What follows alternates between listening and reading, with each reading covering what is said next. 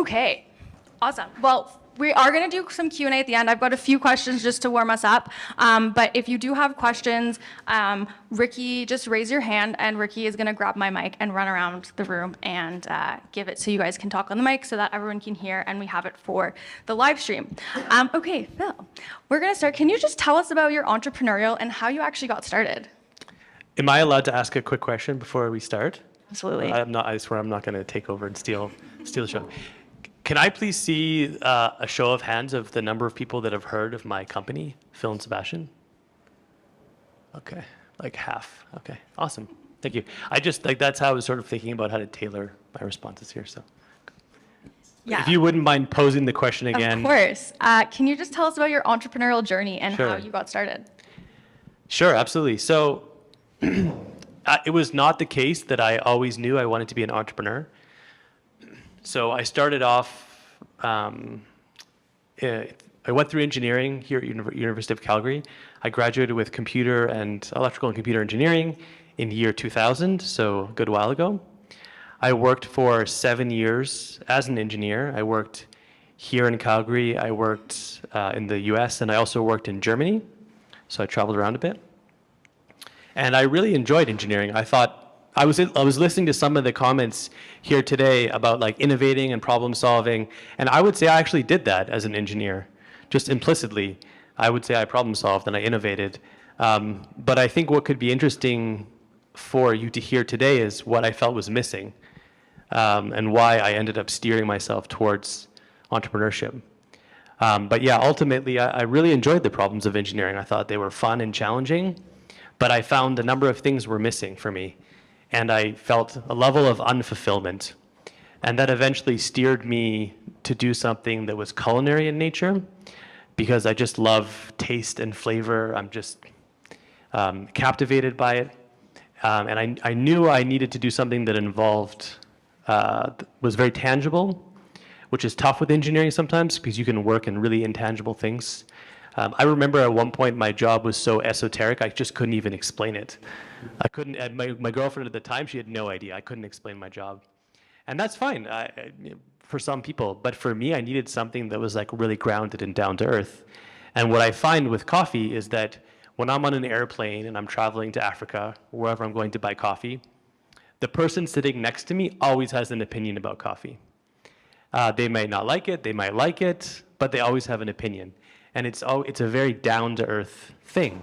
So there's something that was always like a common touch point for me, which I think was one of those things that I needed to fulfill for myself personally. So I think I've thought about this a lot, and if I was to sort of distill all of my thinking as to like what steered me into entrepreneurship, it was ultimately to fulfill some things in me that I felt like just weren't getting fulfilled. It was to fill in these missing pieces to sculpt a career path for myself that was going to give me this like maximum level of fulfillment. And I'm happy to report that I managed to somehow achieve that, and I still love it to this day. This was 2007 I started my company, so we're coming on, this is our 16th year, and I love it just as much as I did when I started. So it is possible to find that path and then feel that level of fulfillment. And I especially know it acutely because I didn't feel it for a while. Even though like I liked it, I didn't feel that fulfillment. So I feel like I steered around. I'm not like a politician. Kind of answered your question?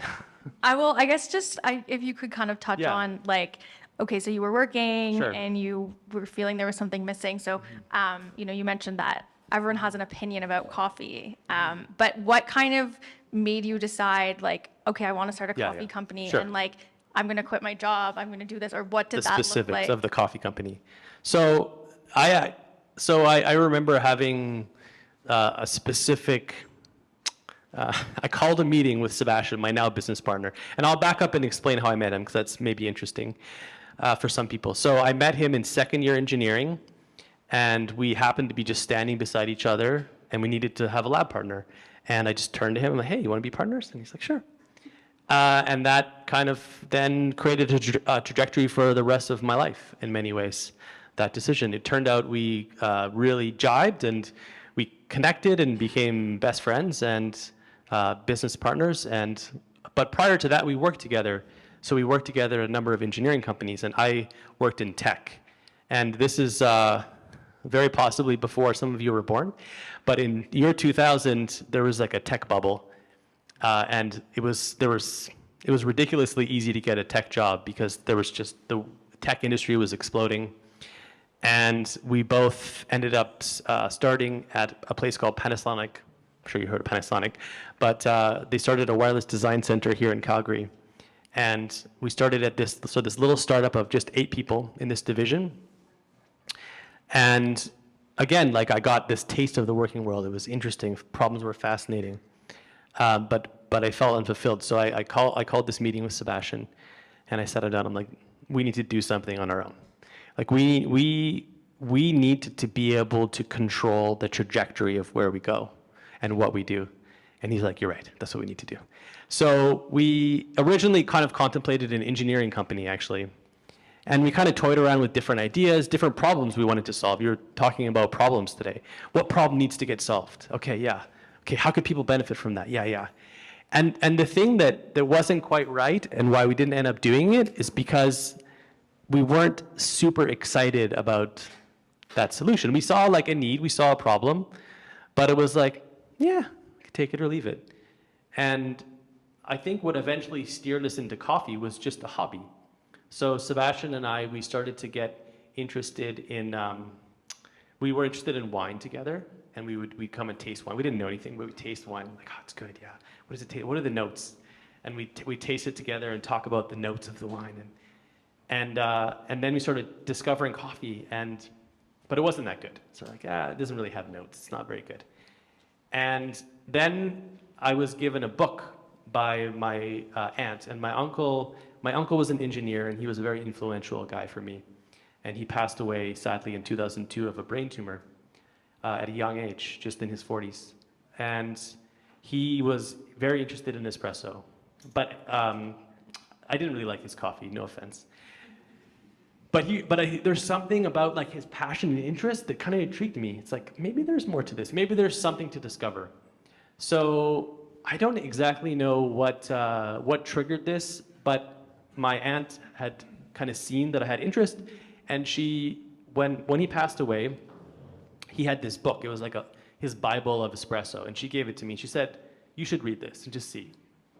And it turned out to be, again, one of those like moments in time that just seemed like inconsequential at the time, but ended up being really important. So I read this book, and I'm like, there's something to this. And I just got this like spark of curiosity. And so I told Sebastian, like, we have to take a road trip. There's this cafe in Seattle. We have to drive there, and we have to go like taste some coffee. He's like, all right, sounds fun. Why not, right? Road trip. So we went on this road trip, and we went, and this coffee was amazing.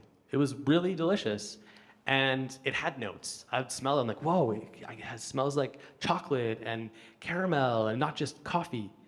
And this is cool. There's something here. And then we went back home and tried to recreate it, and we could not. And that pisses me off. Like, if I can't reverse engineer something, it just annoys me, and I just want to work harder to figure out how to do it. So bit by bit, we got the same coffee beans, we got the better equipment. That didn't work. So we modified the equipment. I installed a PID controller in my espresso machine. Okay, that didn't work. And bit by bit, we kind of kept doing things, kind of going down the rabbit hole until we made coffee. I'm like, I think this is legit as good as the stuff we tasted there. And I'm like, yeah, felt proud of myself, backpack. Yeah. And then we went on a trip to Vancouver, and I went to a coffee shop there, and the coffee was even better. I'm like, damn it, I thought I figured it out, but I didn't. And honestly, I've been on this kind of roll ever since, and something along that just lit a spark in me. It ended up being this like combination of this love of culinary and taste, this like intrigue by this really interesting industry that's very like relatable. Everyone knows it. But actually not many people know much about it. Like, they don't know they've never seen how it grows. They don't really understand it. Maybe there's lots of people consuming it. They just don't know even what they're consuming. And then I saw this like incredible opportunity to make a difference. And that was like the missing piece for me.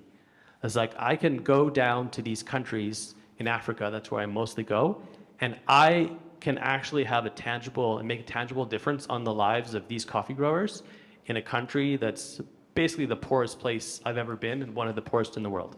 That's pretty freaking cool. And then I can come back and I can make an amazing tasting drink and I can wow a whole bunch of customers and make them happy. That's pretty cool. And so it ended up being just for me, the combination of these like tiny, like almost like without thinking about it, ticking these boxes of like, yeah, wow, that's so cool. That's what I want. That's what I want. And then there's a very important engineering piece to it. Like I designed and built our coffee roaster, and every day I do different kinds of engineering on coffee. So that was like, check. I've written 19 pieces of software for my company that we still use to this day, check. So it was like ticking all these boxes of all these things that I felt like I really needed to be fulfilled. And then, yeah, but it was very organic. It wasn't like, I'm gonna go tick some boxes today. It was like a journey. It was a real life journey where it was just discovery along the way. And I think if I can kind of like pull back and distill that as some piece of advice, it would be to say like, let it be a bit organic. You might not have it all figured out. Let it be a bit of a journey. And then also, like look for those things that are like, you might have this great idea that you want to solve, but like, think about the other side of that. You have to really like care passionately about this thing you're trying to do, or you just won't be able to put in the effort and sustain it. Anyway.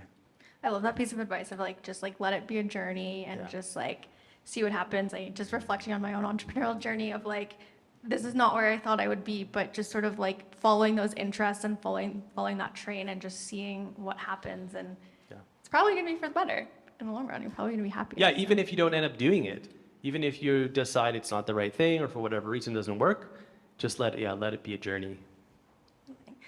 So what did like the very, very early days of Phil and Sebastian look like? They looked like a lot of chaos. They looked like a lot of we didn't know what we were doing. Trial by fire.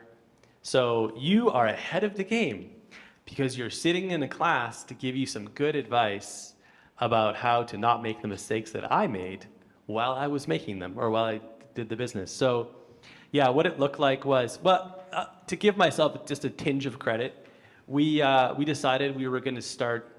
We had a very ambitious plan for what we wanted to do, different components of our business we wanted to do, but we started with just one small thing. We said, we think that Calgary should have great tasting coffee. It doesn't right now. Let's start by opening a small kiosk in a farmer's market. This is, again, 2007.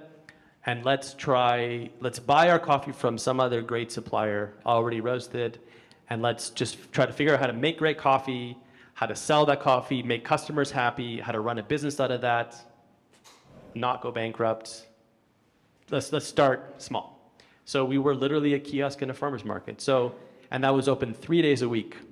And I remember fielding questions from people, and they say things like, "Oh yeah, so you're just doing engineering on the side," and like, I don't even sleep. Like we are open 3 days a week, but I spend the whole rest of the time to unravel the mistakes I made and figure out like where did all the money go and how do we financially plan and how do I hire staff and how do we retain them and how do I train them?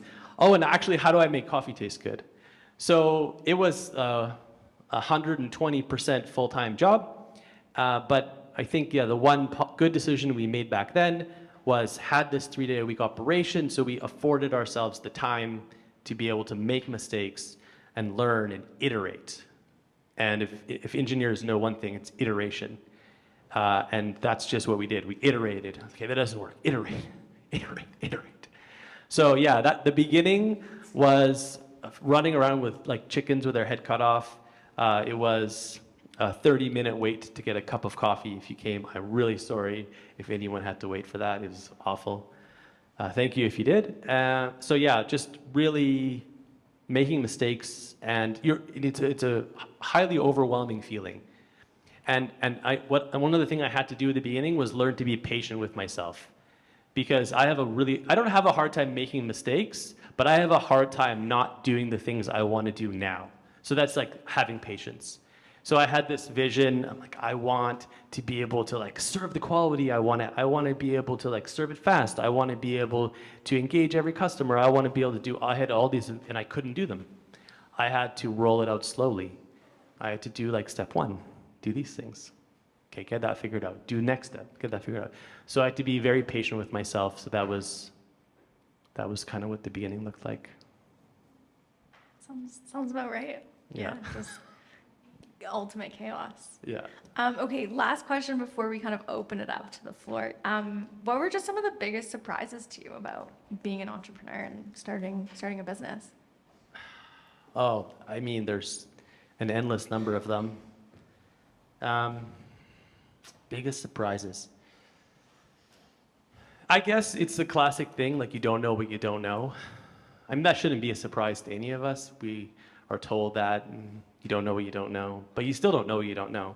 So when, have you ever heard the adage that if you look back and cringe at what you did as your former self, then you're growing? I do that all the time. I'm just cringing all the time. So yeah, when I think back, one thing that I think back at, I was like really a little bit too overconfident that everything would work out, which is fine. I think that was actually important. I actually think that's one really important thing for an entrepreneur. You have to believe that the thing you're going to do is going to work. Like actually, you need to be a tiny bit overconfident that it's going to work. Now, at some point, you might have to like realize it doesn't, and but you have to like believe in it, because you can't sell anyone, by the way, anything you don't believe in. That's impossible. And you have to, if you don't believe in it a little too much, then you won't be able to overcome like the 4 a.m.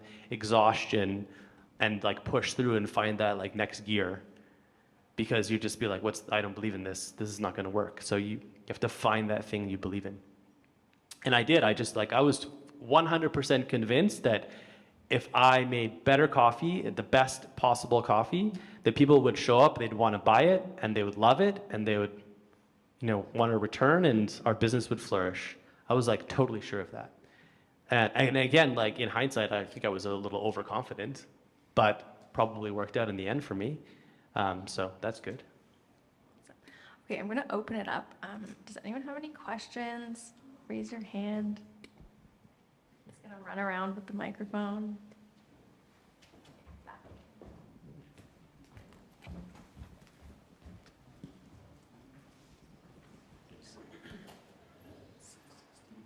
Is there an aspect of yourself you felt like you had to overcome to be successful?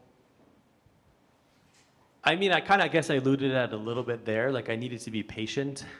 I wouldn't say I'm necessarily impatient, but I started off as kind of an idealist, and I had to learn how to be a pragmatist coupled with an idealist. I had to learn how not to lose my idealism, because I think that's our North Star. As soon as you don't have this like vision of where you'd like to take something in an ideal manner, you just start like floundering.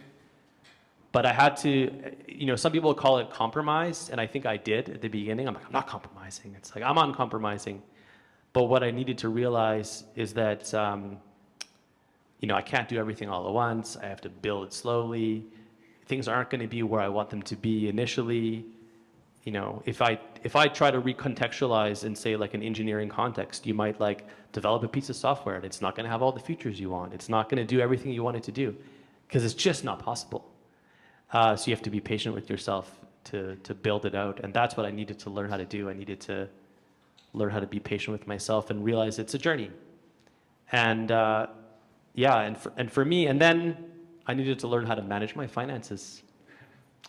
Because on a personal note, I was never really that good at managing my finances. Feel that. Yeah, so I am considerably better at it now.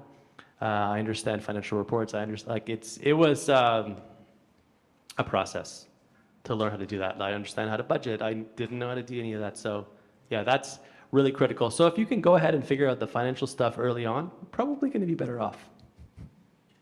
Thank you. Your suit looks wonderful, by the way.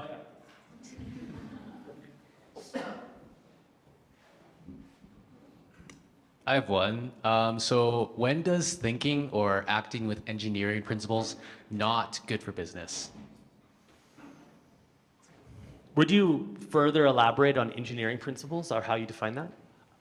Sorry, this is something from my brother-in-law who couldn't be. Okay. Let me just Okay. see what else he wrote. I mean, like he started by saying like what aspects of engineering were helpful or harmful that Yeah. got in the way in growing a business. Yeah, okay. That kind of goes back to the idealism and the pragmatism. So, you know, the engineer in me wants to solve things the right way. I am very unhappy with solutions that aren't like proper, like first principles proper, right? I mean, that's kind of like the foundation of engineering. If you hang a picture on the wall, an earthquake shouldn't knock it off, right? Or you did a bad job.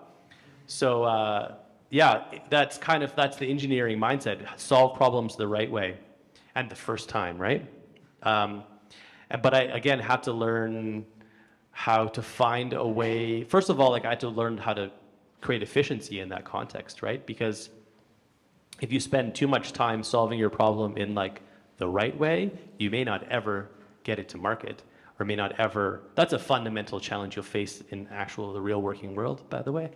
But yeah, it's that pragmatism piece of like, you can't do it all at once. You can realize your vision over 16 years, or a decade or 16 years, but you might not be able to realize it on day one. And most companies do take time. Like even the crazy successful companies like Apple, they took a long freaking time to make really great products and to develop their company into the companies today. So, you know, give yourself time to get there.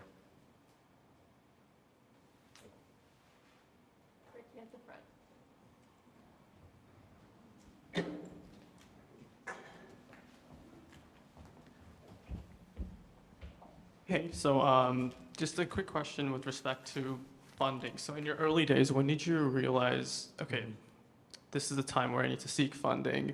And then with respect to that, how did you actually reach out to, say, venture capitalists or investors and actually pitch that idea? Is it cold emails, things like that? Yeah, so the funding piece is definitely a big challenge and very intimidating for people starting businesses. So for us, that was part of our motivation actually for starting small. It's kind of like starting a business in your garage. How many times have you heard that one, right?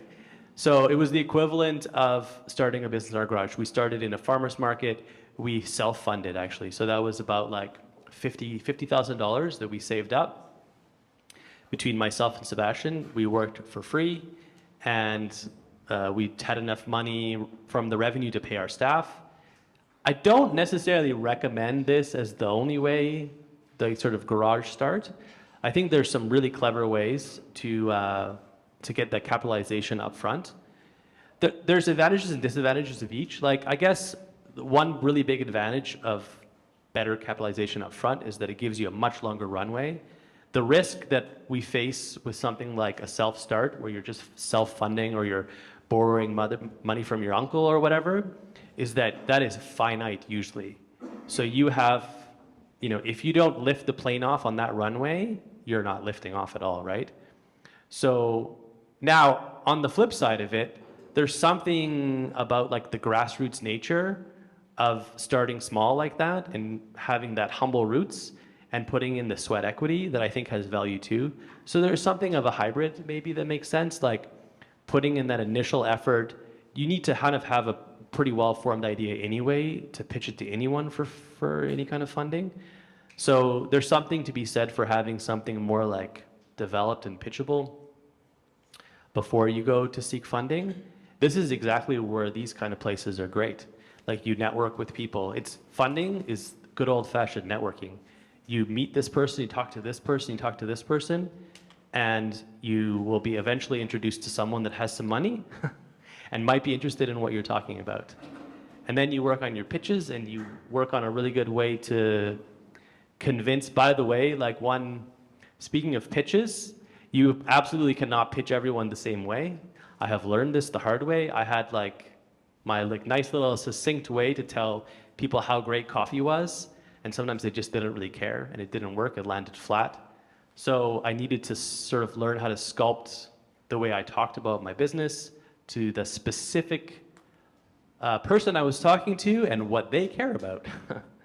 So yeah, that's something that maybe you already know. That would be great. But if not, something to consider is, when you're talking to people about your idea, you need to understand where they're coming from. What's their perspective? Why should they care? Thank you.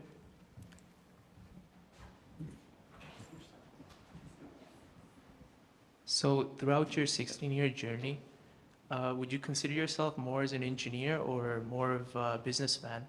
And which side have you enjoyed the most? I'm just a 50-50 all the way. I'm right halfway. And what I truly enjoy is actually them together. I don't think I would want to be an engineer without being in business, and I wouldn't want to be in business without being an engineer. They're inextricably linked in terms of my own desires. And so and it's informed how I run my business. So the fact that I did, write all the software for my business, the fact that I did decide to build our own coffee roaster, even just the processes that we use for our whole business are all connected to engineering. So I think, whether you're an engineer or not, because some people in this room are heading in that direction, some people aren't, doesn't really matter, but the point is the business is sort of the way, and entrepreneurship is the way you go ahead and implement something else that you're interested in. That's the way I see it. So you can actually have a really fulfilling career as an engineer without entrepreneurship. But to me, what entrepreneurship offers is it allows you, well, first of all, a whole lot of freedom to choose your own path. So if you're totally convinced you want to do that, you have your own path, and that's not a path that anyone else is going to take, and you could go work for a company, but you need to have that, you want to mark that path. You like the idea of blazing trail, you like the idea of leading, then yeah, maybe that's where entrepreneurship is right for you. But ultimately, it's going to connect to something else in you too. Entrepreneurship is just the way to implement something else. So whether it be humanities or medicine or engineering, whatever it is, it's connecting to some other part of you. Which is ultimately the thing that you're going to make or build or service you're going to offer or whatever you're going to actually do as an entrepreneur.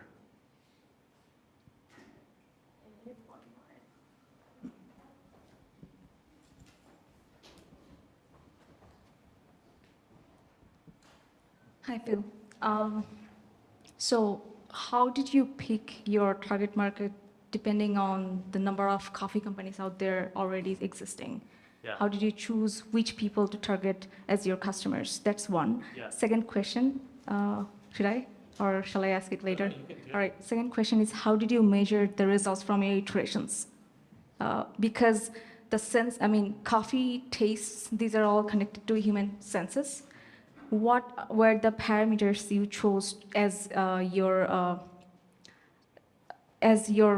parameters for the results that you get out of the iterations that you ran through with your coffee, all the experiments that you did? So that's my. Yeah. How did you measure From a it? customer standpoint? Yes. Is that what you mean? Yeah. Okay, so the first part of the question was about how I'm which customers are choosing, how I'm Yes. gaining customers. Yeah.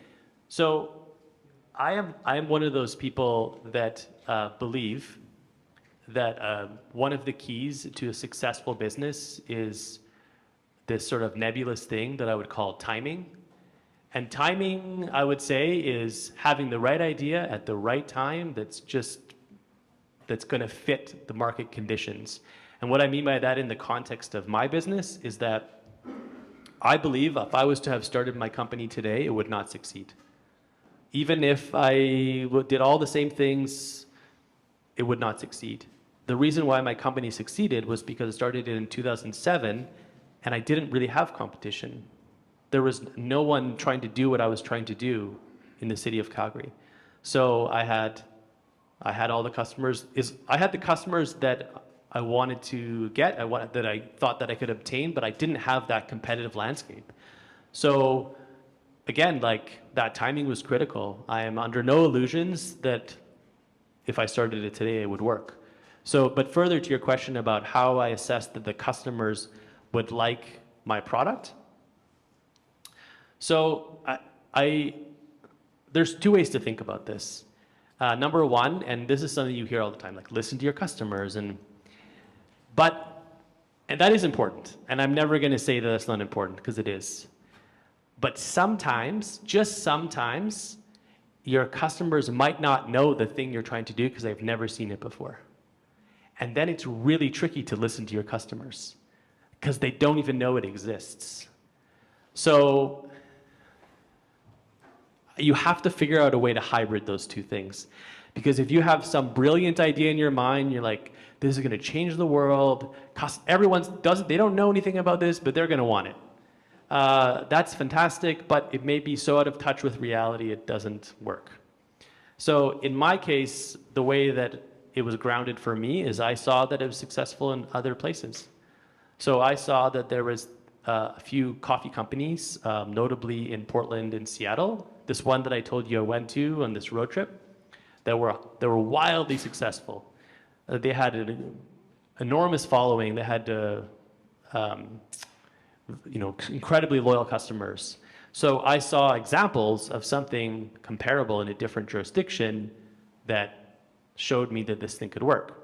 Now, I had visions to take it even further than they took it, but at least I knew that there was something comparable somewhere else that showed me that it could work. So that idea was like, I had to believe that enough customers in Calgary existed that would care about that. And some basic statistics helped me with that. Because I think if I opened my business in a tiny little town, it wouldn't have worked either.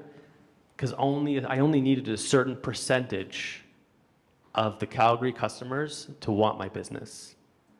So I calculated that if I could get 2% of Calgary interested in what I was doing, I would be very successful. So that was part of my calculus or my vetting that the concept could work in Calgary. So I looked, not a lot of competition. It's worked somewhere else. I have a big enough population here. There's other supporting businesses. There's other great restaurants. People seem to have interest in this kind of thing. There's a decent amount of income in this city, decent amount of wealth in the city. So these were sort of like some of the parameters that we used to vet, in many ways, the choice to start here. Because we didn't have to start in Calgary. I mean, I lived here, but we could have started anywhere. But these were some of the key ways that we thought about where to do. We knew we wanted to do what we wanted to do, but we weren't exactly sure where to do it. But that's why we chose here. Does that answer your question? Yes, it does. Thank you.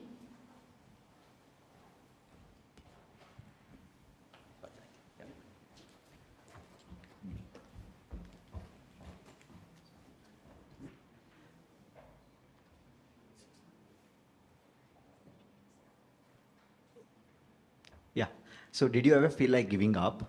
If yes, how did you come out of that mindset? Did I ever feel like giving up? There were definitely times where I felt depressed and sad about, let's call it the lack of development and evolution of the business, or the pace at which it was growing. But I think because my own goals for the business, I didn't start my whole business saying, I want to make $1 billion. First of all, there was never a monetary attachment to my business, and I'll talk about that in one sec. I wasn't like, I want to make $1 billion, I want to be in every city across the world, and because if that were the case, then I was like 5 years in with like 2 cafes, then I would have given up, because I had this vision that was so far away from what I was achieving. For me, it was a lot more grassroots. It was like, every customer that I get, I'm going to appreciate. And if I can just get like one more customer that is caring about what I'm doing and feels like their life got better because of something I did, then that's going to be like a win. So it was creating these like small milestones that were like wins. So even if things weren't progressing as quickly as I wanted, or I wasn't quite doing things how I wanted, or I couldn't retain the staff like I wanted, or whatever, the list goes on, I had these like small wins, small like victories, if you will, and ways of measuring success in like a tangible way. So I still had like a vision, but I could. So that for that reason, I never really contemplated giving up. The closest the company came to collapse was pretty recent. It was during COVID. So yeah, in 2020, the summer, we had basically, in the course of 2 weeks, we had our revenue drop by 92%, and we had all the same expenses. And we're talking about like millions of dollars now. So that's scary. So we had to mobilize very quickly, clamp down on all of our expenses, and in a very big panic, walk through thousands of line items of expenses and figure out what was like the absolute essentials, and put everyone we paid on some kind of payment plan. It was like 3 days of no sleep. Otherwise, basically, we would have woken up and our bank account would have been empty, and we would have been insolvent over 3 days. That kind of like potential for crash, especially that was like 13 years into the business. When you feel like you're not so vulnerable anymore, it's like, oh yeah, I have like a little bit of stability. And it was like, boom. That was pretty scary. Okay, we have time for one more question. I think there's one at the back. Hi, thank you for being here, by the way. Can you speak to some of the challenges you faced as you've scaled your business? Yeah, the first challenge I faced is deciding that I wanted to scale my business, which I know is really strange for some people to hear here.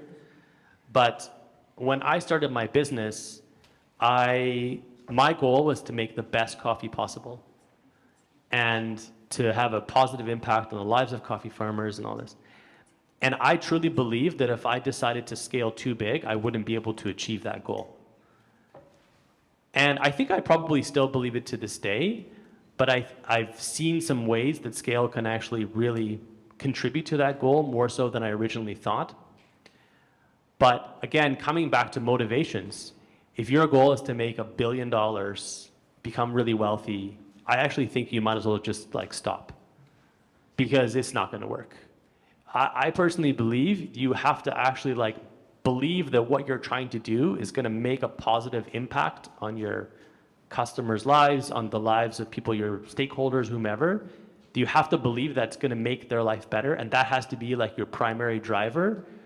Otherwise, you'll never have the perseverance to push through, because it's the hardest thing you'll ever do. I promise you that. And so it comes back to the motives.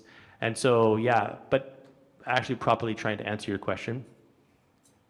Yeah, the first challenge with me with scale was like, how can I do that and maintain quality?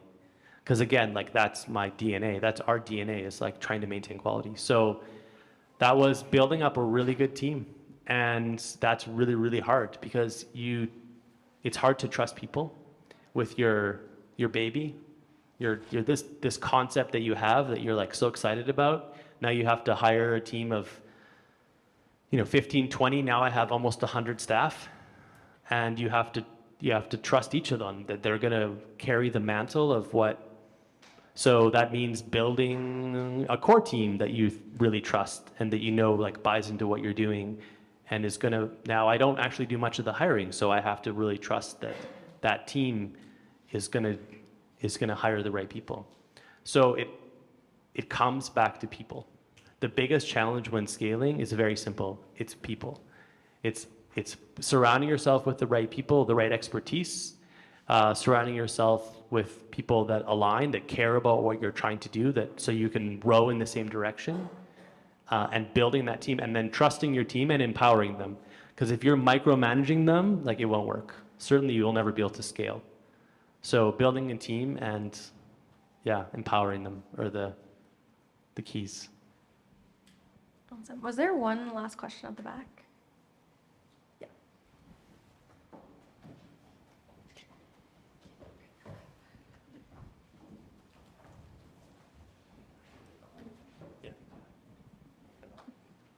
I'm good to go. So you mentioned that you have no illusions that if you try to start a company at this point, you might not succeed. So I'm wondering, how did you differentiate and innovate to stand out from other companies and maintain or increase your market share? Yeah. I mean, it depends how specific you want me to get into the specific things that I did, but those were the key things that we were thinking about. So we kind of worked backwards to what we wanted to achieve. So I believed and I knew I wanted to achieve this level of quality. Like, just to give you guys some context, like just in case people have never tried a good coffee, which is entirely possible, right? Okay, so I would say that if you kind of say average coffee quality is sort of like a gas station kind of coffee quality, that's like really typical. It just has no real flavor. It's kind of bitter. You have to add cream and sugar.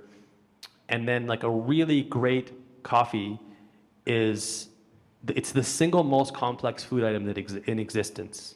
So it has the potential for the most different flavors of any single food in the entire world. And in different places it grows, it can have a completely different flavor. It's also a tropical fruit. It's the seed of a tropical fruit. So you think like, what are the tropical fruits? You know, pineapple, mango. It's like all of those, but like 100 times more complex. So the first thing was like, no one has this concept. Like it was like Mars for most people. So the very, like for me, when I thought about like what I wanted to deliver, it wasn't like, oh, is it going to differentiate because it's like Mars? It's like, it's differentiating all by itself. It was like, how am I going to get people to try it and not be like, first of all, not immediately reject me because like they don't believe me or whatever. How am I going to get people to open their mind to the idea of even like tasting something that's like so foreign, it should be called something different. It should have a different name. So the bigger challenges for me were not like differentiating the product. It was more like a marketing challenge. It was like, how do I communicate to customers to even be open to the idea of something so like foreign and strange, especially if they've been doing it their whole life. So I'd have people come to me and be like, I've been drinking, like they're more older than me. I was young. I was in my 20s. I've been drinking coffee for, since before you were born. And they're consider themselves experts. So like to convince those people to be open-minded about it and like approach something differently, that was the biggest challenge. It wasn't creating the differentiated product. It was getting people to be interested in it. And I actually still think that's the challenge for every entrepreneur, by the way. The easy part is creating the differentiated product, and that's not easy, but that's the easy part. The hard part is convincing everyone else that to try your idea and be interested in it. There is so much out there. Like you go on social media and there's a million things distracting all of us all day long. How do you get noticed? How do you actually get people to pay attention and stop and say, oh yeah, that's kind of interesting. I'd like to learn more. That's the hard part. I realize I just gave you a problem with no solution, right? Amazing. Thank you so much, Phil, for being here. I want to if there's like last call for questions, if there's anything else. Okay, one last question. Okay, this is actually the last one. Where is it? Thank you so much, Alessandra. And thank you so much for such insightful answers. I just have one question. So there was this one point you mentioned about customers maybe not recognizing the importance of your product. So there is a very thin line between whether the customers, maybe the product is maybe ahead of the time or it's just inviable. So what's that point when you determine that this product falls in which category? So, yeah. I wish I had a nice, like, clean answer for you on that one. I don't. I think that's the challenge, right? Because that's exactly the sweet spot. It's like you're trying to be on the cutting edge, maybe, but not the bleeding edge. If that's just, we can play with some semantics there. So you want to find that place where, and I don't, that's going to be very specific to the industry and the specific problem. But I mean, I think it starts by being aware that exists, that this concept exists, that the timing matters, and that you might be too far ahead.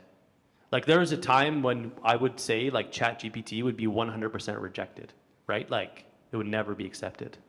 It came at the right time. Like, and you could back that up, and you could go ahead and just walk through a list of companies that have been massive, wildly successful, and say like that worked because it's the right time. And again, like how do you assess that? I mean, it's going to be so specific to the industry. But I think if you have the awareness to know that that matters and that you're thinking about that and trying to figure out the timing of something and figure out and asking yourself that question, I mean, that's a good starting point. Thank you very much. Amazing. Thank you so much, Phil, for being here today. We really appreciate it. I learned a lot. I hope everyone else learned a lot and had some really great takeaways from this. So thank you so much. We really appreciate Pleasure. you coming. We get a round of applause.